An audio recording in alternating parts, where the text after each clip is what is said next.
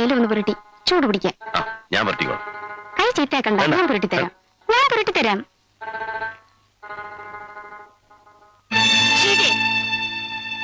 ഇത്രയ്ക്ക് ഭാരിച്ച ജോലികളൊന്നും നീ ചെയ്യണമെന്നില്ല.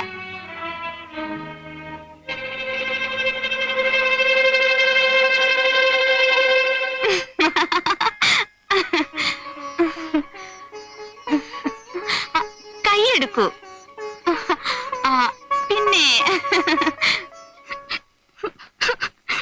നീ എന്തിനാ കരയുന്നത്? ഞാൻ ഇക്കയ്ക്ക് മരുന്ന് പുരട്ടാൻ ചെന്നതിന് ഇപ്പൊ എന്നെ വഴക്ക് പറഞ്ഞു. ആര്? നൂർജഹാനോ? നീ ഇവിടെ വഴക്ക് പറഞ്ഞു? എന്തിന്? എന്തിനാണെന്ന് ഷീജ പറഞ്ഞില്ലേ? ഞാനിപ്പോ ചോദിച്ചത് നിന്നോടാ. ഞാനിവിടെ ഉള്ളപ്പോ എന്റെ ഭർത്താവിനെ ശുശ്രൂഷിക്കാൻ മറ്റൊരാൾ എന്തിന്? ഇവള് മറ്റാരുമല്ലല്ലോ.